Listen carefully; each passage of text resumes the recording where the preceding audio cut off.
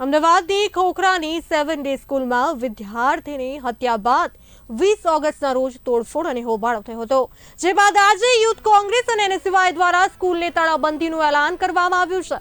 આ ઉપરાંત વીએચપીએ મણિનગર અને આસપાસના વિસ્તારોમાં સ્કૂલો સાથે ધંધા વેપાર બંધ રાખી આંદોલનની જાહેરાત કરી હતી, જેને લઈને સમગ્ર વિસ્તારમાં ચુસ્ત પોલીસ બંદોબસ્ત ગોઠવવામાં આવ્યો છે।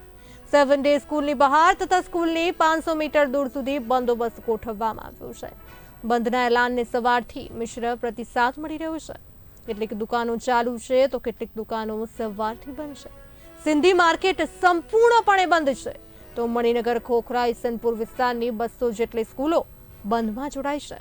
બંધના એલાન દરમિયાન બપોરના 12 વાગ્યાની આસપાસ 7 ડે સ્કૂલ પર ફરી પરિસ્થિતિ જે વણસી હતી। પોલીસ સાથે ઘર્ષણ પણ થયું હતું તેમજ પોલીસે રહેણાંક વિસ્તારમાં જઈને લાઠીચાર્જ કર્યો હતો, તો બીજી તરફ સ્કૂલે પહોંચેલા સિંધી આગેવાનોએ મીડિયા સાથે વાત કરવાનો પ્રયાસ કરતા તેમની પણ અટકાયત કરવામાં આવી હતી।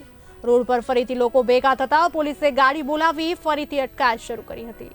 આ ઉપરાંત યુવા કોંગ્રેસના કાર્યકર્તાઓની અટકાયત કરવામાં આવી હતી। શહેર પોલીસના ઉચ્ચ અધિકારીઓ સ્થળ ઉપર પરિસ્થિતિને કાબૂમાં મેળવી શકતા નથી અને બીજી તરફ જે લોકો પોલીસ અને સ્કૂલ વિરુદ્ધ બોલી રહ્યા છે તેમને પકડી અને અટકાયત કરવામાં આવી રહી છે। આ ઉપરાંત રહેણાંક વિસ્તારમાંથી સિનિયર સિટીઝનને પણ પોલીસે કોલર પકડીને ધસડીને રોડ પર ખેંચી ગઈ હતી।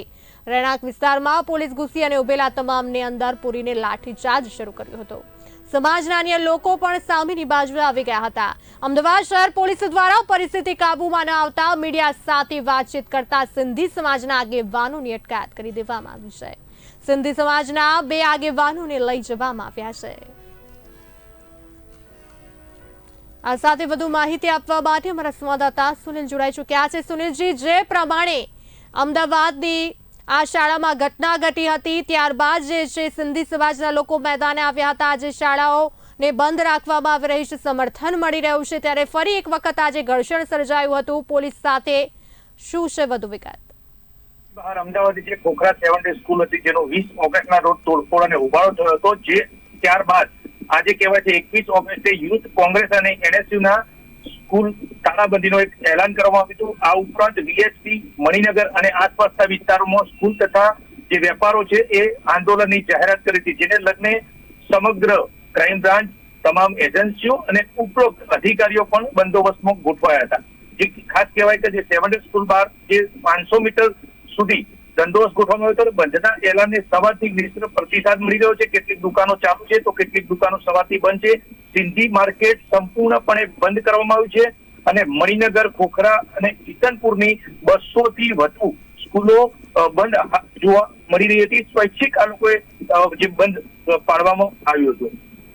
સુરેશજી, હું આપને આગળ પૂછવા માંગીશ, જે પ્રમાણે પરિસ્થિતિ વણસી રહી છે અહીંયા 500 મીટર દૂર સુધી બંદોબસ્ત ગોઠવી દેવામાં આવ્યો છે, કેટલીક દુકાનો સવારથી જ બંધ કરી દેવામાં આવી છે અને આ વચ્ચે સિંધી માર્કેટ તો સંપૂર્ણપણે બંધ છે, પરંતુ આ વચ્ચે કહી શકાય પોલીસ અને જે લોકો વચ્ચે ઘર્ષણ સર્જાયું છે, પોલીસ દ્વારા એક સિનિયર સિટીઝનનો કોલર પકડવામાં આવ્યો છે, એને લઈને વિગત આપો।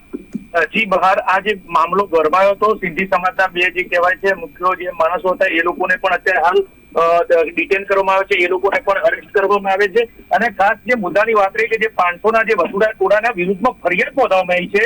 જે સ્કૂલના એડમિન જે મયુરેખ્યા પટેલ છે આ ફરિયાદ નોંધાવી છે અને સ્કૂલની અંદર 15 લાખ રૂપિયાનું જે કહેવાય છે કોમ્પ્યુટર ક્લાસોના જે છે, સ્કૂલની બહાર જે ગાડીઓના 200ના જે એલઈડી કોમ્પ્યુટર, આ બધું થોડું 15 લાખ રૂપિયાનું નુકસાન થયું છે એવો ફરિયાદમાં ઉલ્લેખ કર્યો છે।